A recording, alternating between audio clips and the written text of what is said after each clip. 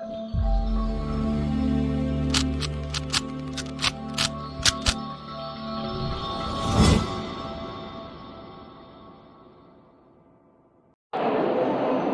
and gentlemen, I would like to introduce Mr. Orkut.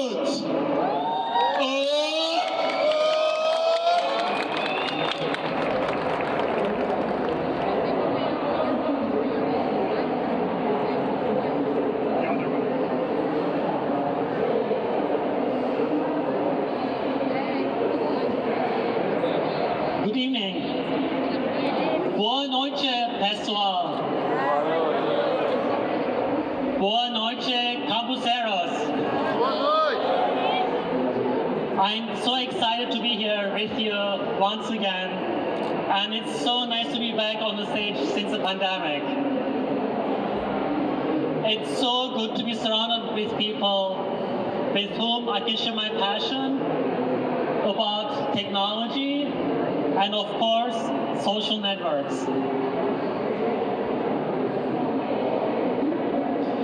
Like many of you, I've always been very passionate about computers. From a young age, I wanted to become a computer scientist. And luckily, when I finished high school, I was able to follow this path. But a lot of my friends were not that lucky. In the early 1990s, oftentimes, parents would pressure their kids to become doctors or engineers. It was really hard. A lot of my friends were driven by their parents to pick professions that were different than what they wanted to be. By that time, I watched a movie that touched me very deeply. The movie is Dead Poets Society. Have you seen this movie? Raise your hands if you've seen this movie. Nice. It's old school, I know, but it tells us so much about what we are living today, about all the pressure we face to perform and meet people's expectations. The movie had a big impact on me when I was younger, so I wanted to share some of the lessons we can all learn to navigate the world we live in today. The story starts when two students meet, Todd Anderson and Neil Perry. Todd is very shy, but his father expects him to be exceptional, like his older brother, who used to be a student in the same school, who was popular and also valedictorian. A valedictorian is the best student to graduate from school in a given year. Todd's roommate Neil, on the other hand, has a sensitive soul. He wants to become an actor. But his overbearing father pressures them really hard to become a doctor. Todd and Neil study at a school that takes pride in tradition.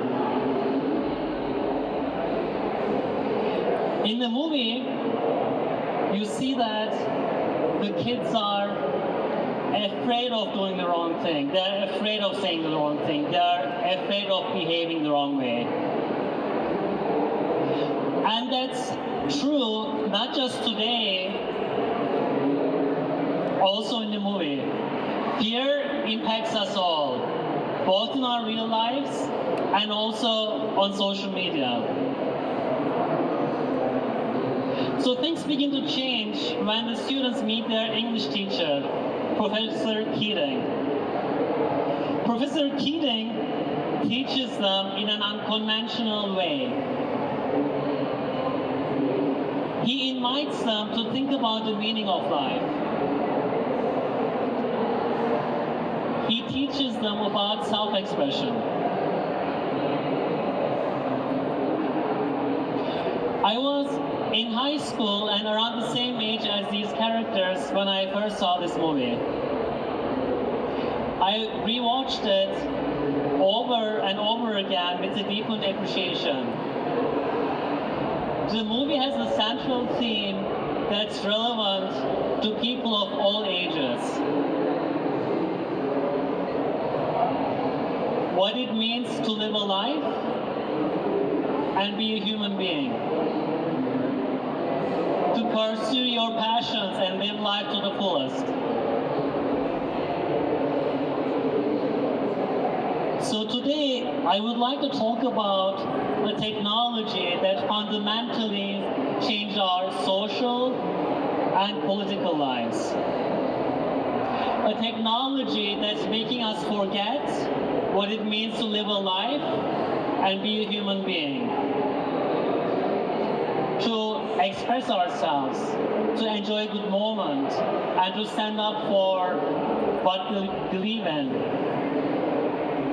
So what technology am I talking about? Yes, you probably made the correct guess. It's social media. It all started with MySpace, Friendster, Orkut.com, Facebook. They all appeared between 2002 and 2004, offering users help to connect with friends. Those places were initially all about connecting to one another and communicating. And in those early years, people used social media as a digital album to share updates with friends and family, and maybe meet someone you wouldn't have met offline. These were all nice and friendly places, just like in the real world. Social media is very different today. And in order to understand the current state of social media, we must try to understand the evolution over the years.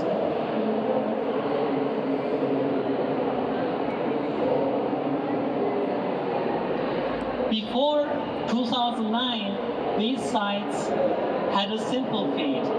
A feed that consisted of content with posts.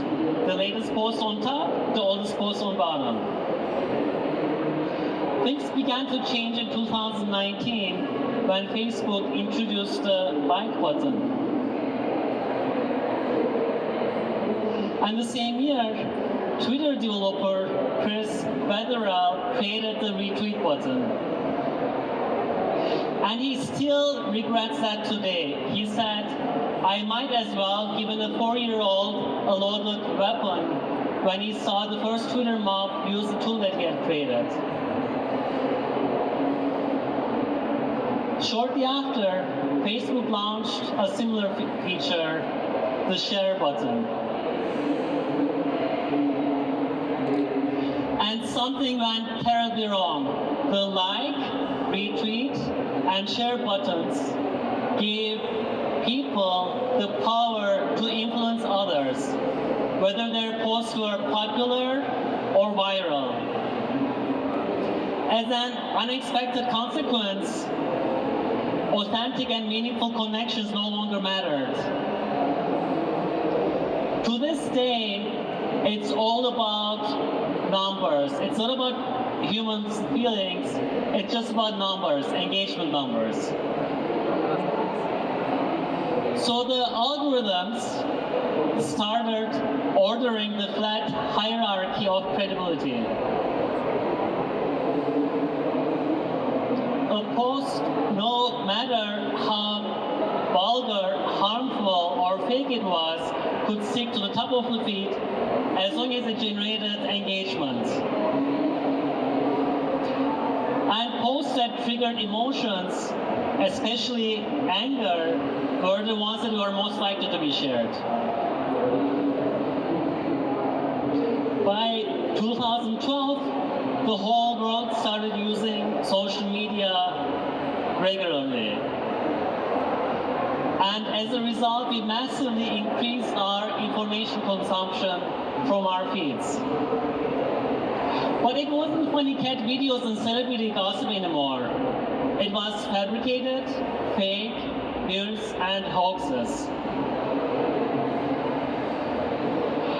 with social media, every post is fine-tuned to appear on top of your feed.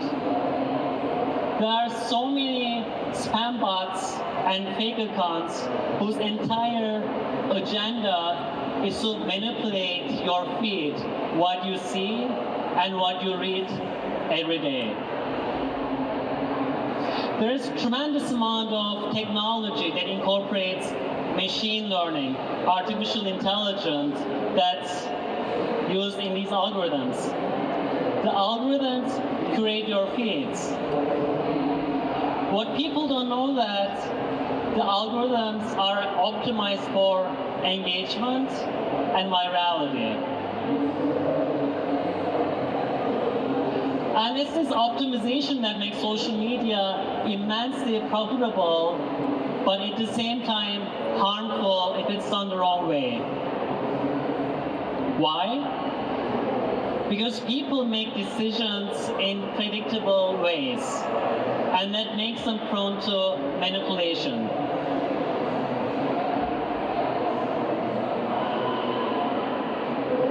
Today, we live in a surveillance capitalism environment. Every human experience is turned into data. That data is used to build models for every single human to predict human behavior. And because humans make decisions in predictable ways, companies can facilitate manipulation. So it's just a matter of how these algorithms are optimized. Are they optimized for engagement, or are they optimized for happiness and bring people together?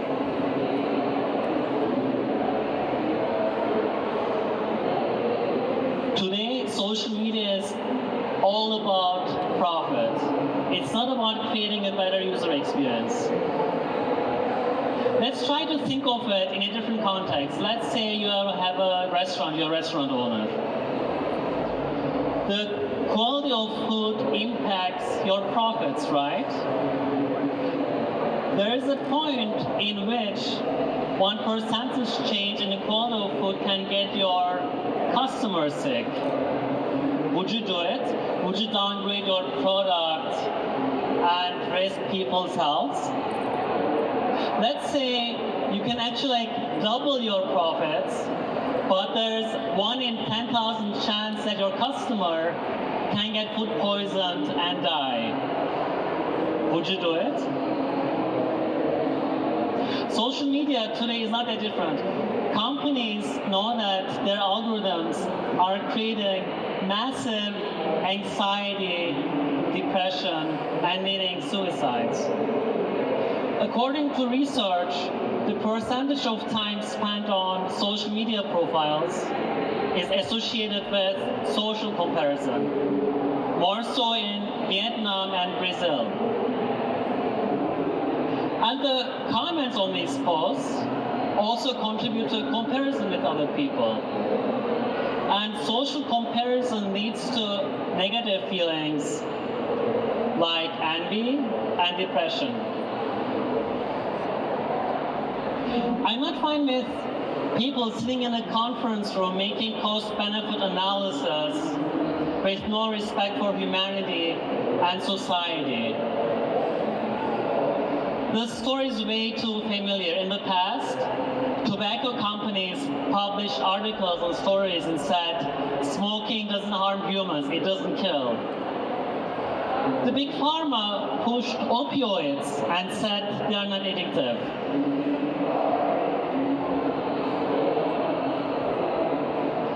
We, us, the users, the content creators, we are almost programmed to fight for engagement. We push ourselves to popularity. Social media has turned posting into a public performance. Online we post for everyone to see. Our conversations are not private anymore. People can see what we do with our posts, our likes, our retweets, our shares, our friends, our followers. Our posts raise to fame or disgrace depending on clicks of thousands of strangers. And we contribute thousands of clicks ourselves to the game. And this game encourages dishonesty and mob dynamics. So we are lured into a circus and we fight for attention instead of embracing our individuality and expressing ourselves.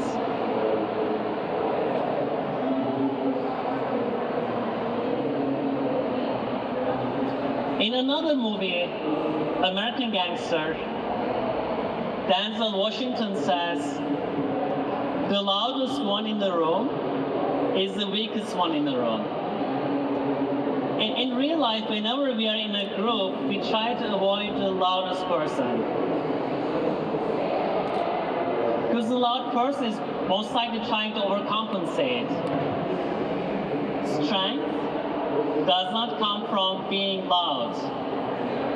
Bullies, they speak loud with confidence, but their argument has no strength.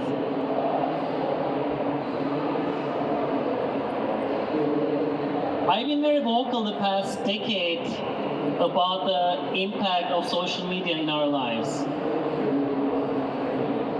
How it's creating depression, anxiety, isolation, unhappiness.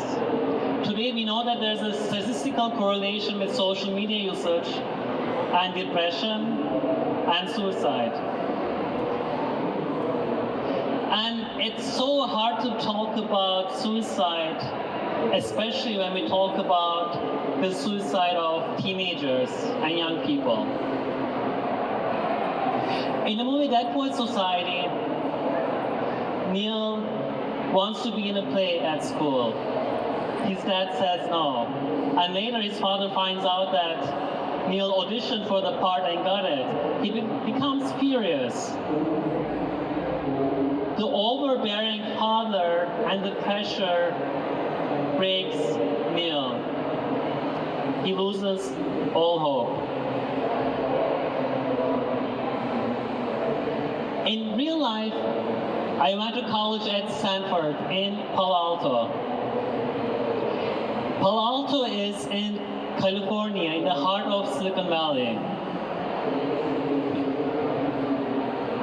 And my close friend, Sid Espinosa, was the mayor of Palo Alto. And if you ask him, what was the hardest thing you faced when you were in the office, he would tell you it was the teenage suicides that happened between 2009 and 2010. Over the course of 9 months, 6 Palo Alto high school teenagers killed themselves on train tracks. I still get chills when I hear the whistle of Caltrain running through the suburbs, and I think about the horrific deaths of these children.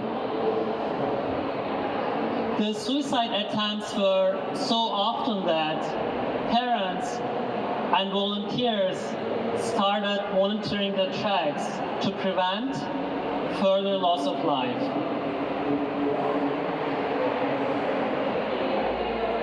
Two high schools in particular, Gunn High School and Palo Alto High School, were affected the most with the spate of suicides. And the problem persisted over the years. By 2015, the suicide rate in these two schools were more than 4 times the national average. What's very disturbing is that many of these kids, they were not social outcasts. They didn't have any markers for mental illness. There was something else going on. Many high schools in Silicon Valley have very ambitious kids. just like in the movie That Poet Society. So what happened? The students in these high schools reported that they were constantly feeling the need to keep up with their peers. There was extreme pressure to excel in academic and extracurricular activities. And the competitive atmosphere in these schools reached unhealthy levels. It's not surprising that depression and anxiety have skyrocketed among the young people. And this is not limited to just Silicon Valley. According to a report by Center of Disease Control and Prevention in 2019, roughly 1 out of 6 teenagers made plans to kill themselves. And that's a 44% increase compared to 10 years ago in 2009.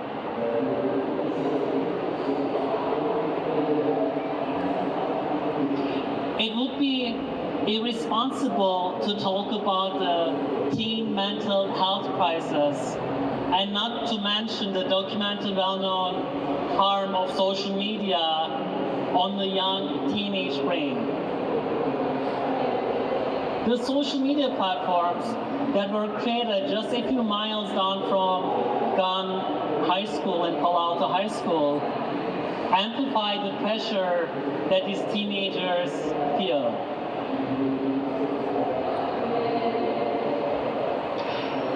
Instagram, for instance, encourages users to present themselves in idealized ways. The app is specifically engineered to present unrealistic depictions of life. People with perfect faces, behaving perfectly with perfect set of friends, going on perfect vacations, and taking perfect selfies. Across America, heavy social media usage has been linked to rising rates of anxiety, depression, and suicide risk. According to a 10-year-old study by researchers at Brigham Young University, teenage girls at the age of 13 who use social media 2 or 3 hours a day or more are most likely to commit suicide in emerging adulthood. And this is happening today. This is happening because social media is intensifying our feelings of exclusion, isolation, and invisibility. Social media was supposed to connect the world, but we have never been more disconnected. And the young people are paying the price. What's alarming for me is that companies know about this. Instagram, for instance, they knew that some of the content they had was creating body image issues among teenagers, and teenagers were committing suicide. What did they do about it? You know, you can always build more tools, get more moderators, and make sure that this harmful content is removed, but is it in their interest? Let's talk about Twitter. There are so many spam bots and fake accounts. Can Twitter remove most of them? Of course they can, but it's not in their interest because all this engagement, this fake engagement, makes their numbers look better. All of us, especially us in tech, need to keep this in mind. We need to build better software. We need to have better conscience. Social media today is heavily weaponized for engagement. Because engagement means more advertisement and more revenue.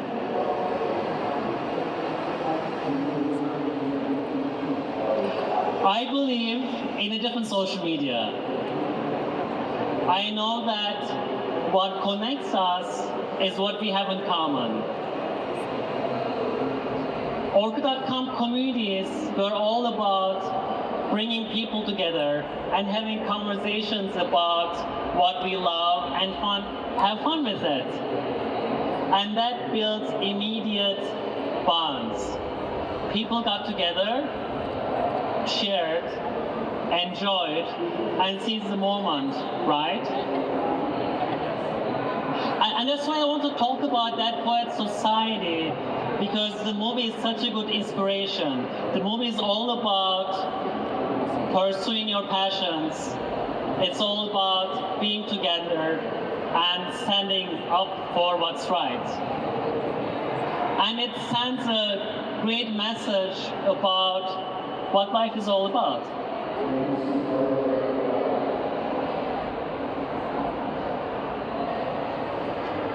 The scene in which the students stand up on their desks and call Professor Keating, "Oh Captain, my Captain," has become an indestructible part of pop culture.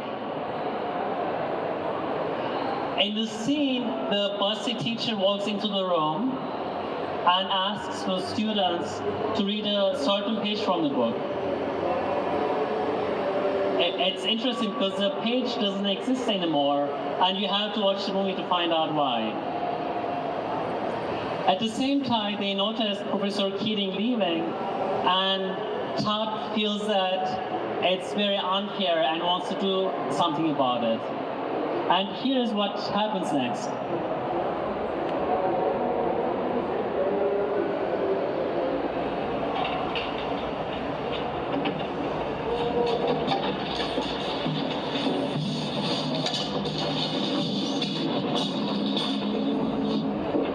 Sit.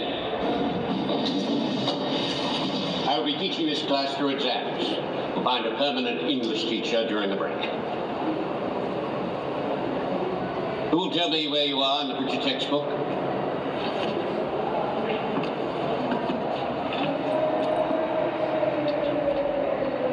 Mr. Anderson. I can't hear you, Mr. Anderson. In the picture? Kindly inform me, Mr. Cameron. We skipped around a lot, sir. We covered the romantics and some of the chapters on post-Civil War literature. What about the realists? I believe we skipped most of that, sir. All right, then we'll start over.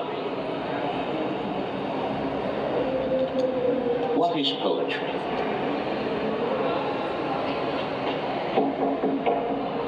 Come. Excuse me. I came for my personals. Should I come back after class? Get them now, Mr. Keating. Gentlemen, turn to page 21 of the introduction. Mr. Cameron, read aloud the excellent essay by Dr. Pritchard on understanding poetry. That page has been ripped out, sir. We'll borrow somebody else's book. They're all ripped out, sir. What do you mean they're all ripped out? Sir, we... Never mind. Read. Understanding Poetry by Dr. J. Evans Pritchard, Ph.D. To fully understand poetry, we must first be fluent with its meter, rhyme, and figures of speech. Then ask two questions.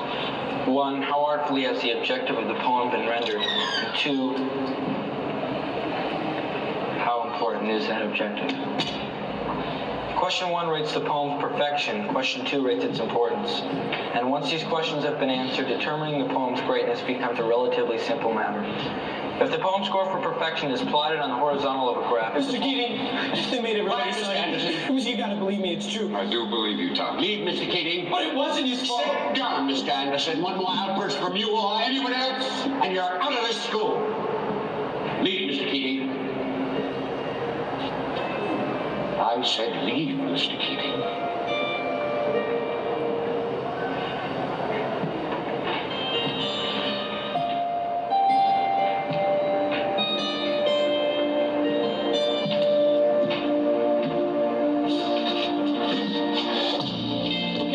Captain. Sit down, Mr. Anderson.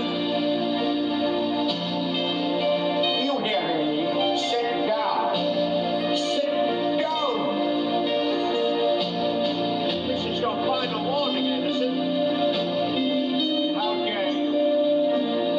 You hear me? Oh, Captain, my Captain. You still straight, I warned you. Sit down.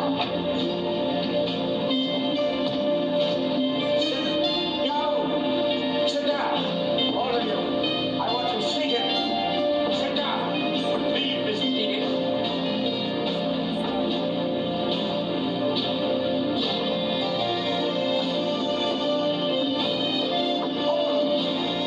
I want you seated. Do you hear me?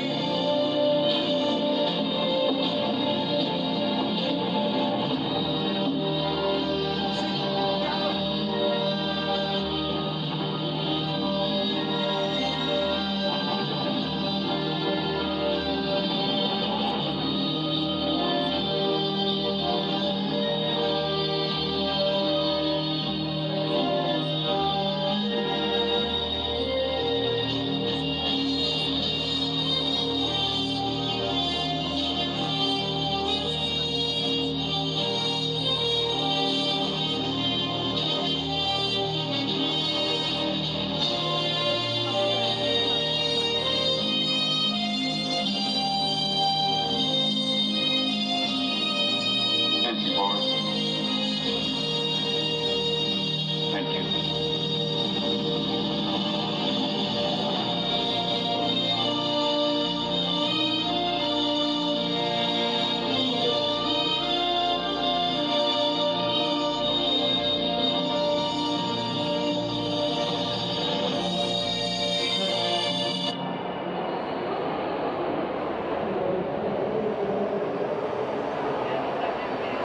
So the students stand up on top of their desks and they take Professor Keating's side. They honor his intellect and compassion. And you see this nurturing feeling in the students throughout the movie when they get together at That Poets Society.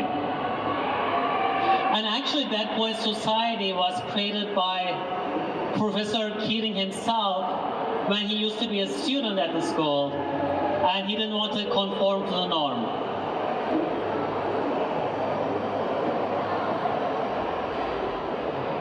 Unlike what we've seen in that scene, today we have never been more divided.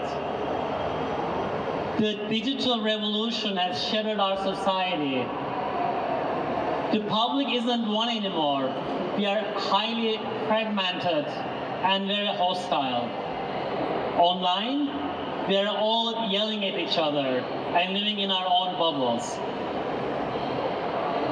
In the movie, a small group of students who are a minority make a difference in a teacher's life. They're a source for good. In reality, extreme groups that are minorities are tearing us apart with their influence on social media. According to a survey in the United States, only 6% comprise of devoted conservatives, and only 8% comprise of progressive activists of the population. However, 70% of the population shares their political views online. These groups are rich and white elite minority groups, and they are tearing US apart with their battle. Another very good example is the COVID wars. There is a minority of people that's trying to minimize risks of COVID, and there's a group of people that's committed to maximizing the risk by spreading fear and lies on social media. There is a correlation with fake vaccination news and people not getting vaccinated. Vaccination today saved tens of millions of lives worldwide. Fake news is hurting our kids, our schools, our institutions, our medical professionals. It's hurting our global health. Social media's empowerment of the far left, far right, domestic trolls, foreign agents is creating a system that's dissolving our society and harming our democracies. Fake and toxic news is able to reach levels that was never possible before. But we can make a difference. We can do better. In the movie, when the students stand up, they do that because they know that's the right thing to do. They know that they can be expelled for interrupting the class and honoring their former teacher. And they know that if they get expelled, they will most likely lose their privileged future, but they do it anyways because that's what they believe in. Another interesting thing about the movie is how it depicts conformity and how harmful it can be. The theme around conformity is not conforming to others, but being your own person. Another great lesson from Dead Poets Society is authenticity. Be true to who you are and what you want to do. Stand up for what you believe in. It's okay to be different. Today, social media is creating an illusion. Every day we receive cascade of updates from our friends. There are never-ending vacations around the world. There are pictures with celebrities. And we start forgetting that all these moments are face-filtered and tuned. We forget that they are not real. And we start pretending to be what we're not, so we can't fit in. We become victims of the game. We carry the blame, guilt, and shame. We tell ourselves, I'm not good enough. I'm not intelligent enough. I'm not attractive enough. I'm not worthy of love. Being ourselves has become our biggest fear. We are so worried of rejection and disapproval that we mask ourselves as one of the many. Online, we are all sheep. We all act the same. We don't want to be the black sheep. Despite our selfish, selfie tendencies, we live in a world where we have to be among people. Every day we have to interact with our family and friends, our neighbors and co-workers, our doctors and lawyers and teachers, our grocery store attendants and our Uber driver and our babysitters and our politicians. How can a televised world driven by narcissism tell us how to treat other people?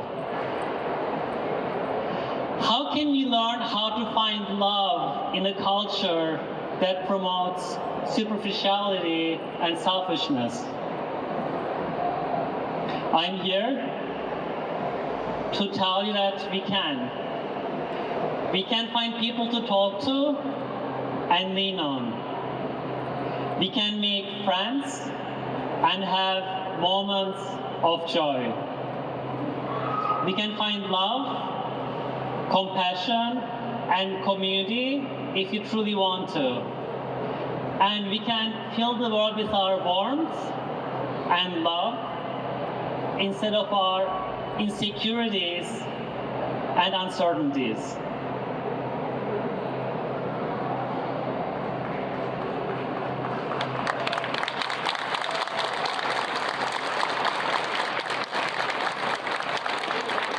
Obrigado.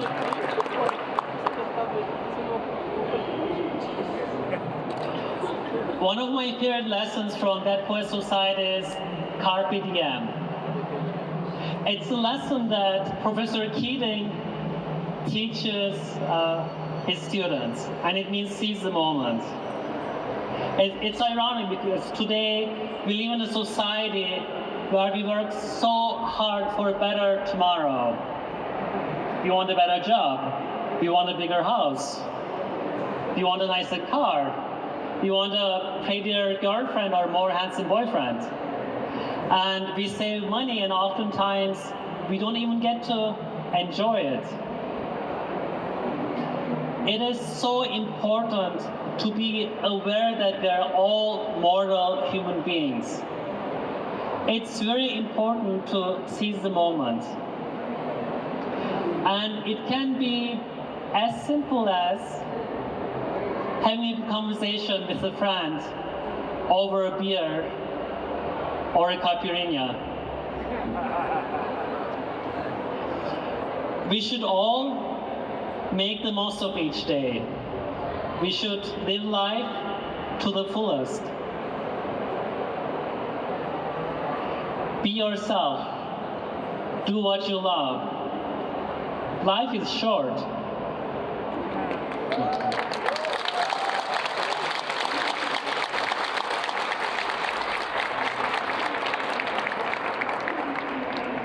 Fear.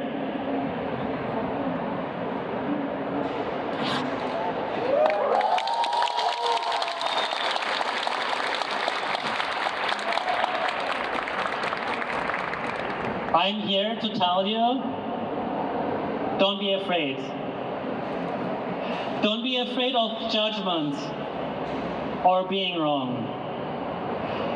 Don't be afraid of friendship or romance or a bad joke or a good laugh. Never be afraid of a good time or bad timing or consequences. And certainly never be afraid of life. No matter how hard and unfair life has been to you, love life back. Embrace it without reservation or regret or remorse.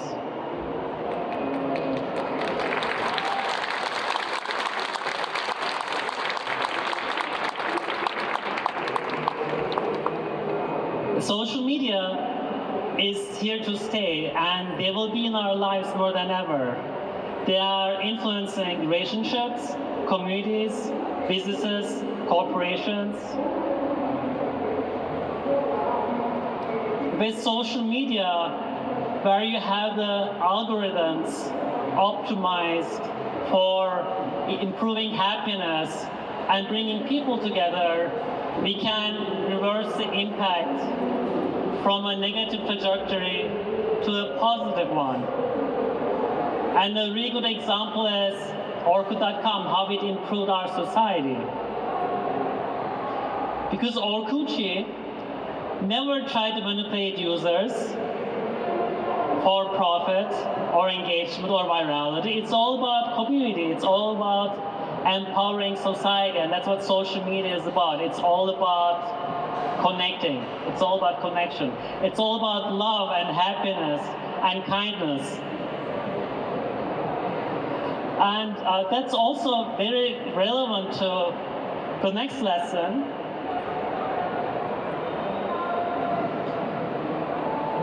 which Professor Keating teaches us.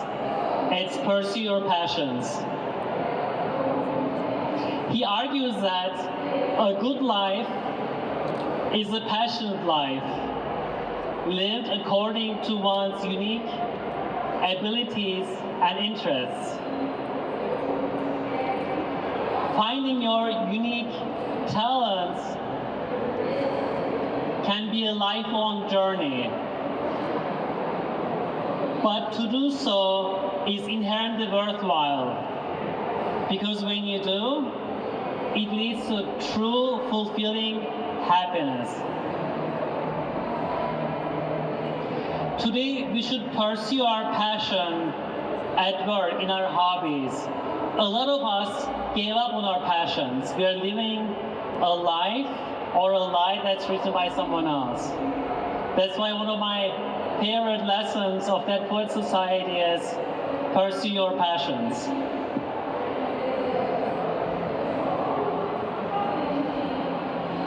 Life is complicated. It's messy. It's wonderful. It's strange. It's amazing. It's beautiful. But for most, it's filled with passion. We are all on a journey to fulfill our passions. We are all trying to find meaning and purpose in the throes of uncertainty. We all want love. We all want companionship. We all want to belong. Your heart is like a mirror, reflecting your true self inside and out, online and off. Open it and let the light shine on everything good that's inside of you. Follow your heart. And when you wake up in the morning, look in the mirror. Take a deep breath. Be comfortable in your own body. And get ready for the decisions you're going to make that day. In that poet society, Professor Keating quotes the verse from famous poet Alan Whitman. It says that we are here, that life exists, and identity. That the powerful play goes on, and you may contribute a verse. Professor Keating asks the students, as I ask you today, what would your verse be? Thank you for being here. Obrigado.